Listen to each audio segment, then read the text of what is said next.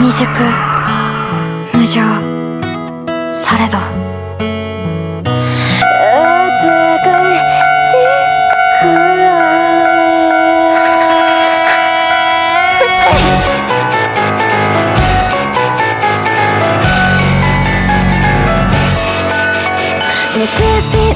ふさわしくない。こんなんじゃきっと物足りないくらい語っとけばうまくいく。物金愛こともう自己顕示飽きた。大丈夫何かそんな不満なんだ。散々わがまま語っといてこれ以上他に何がいる。そんなところも割と嫌いじゃん。聞き飽きたんだよそのセリフ。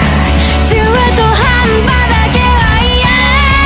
もういいやしてこうして言ってたって愛してどうして言われたって遊びだけなら簡単で真剣交渉めちゃくちゃで思いもしない重い言葉何度つばい古さのがどうせ期待してたんだ。レキレスでもいいよだけのフレーズもかかと持ち上がる言葉が無にして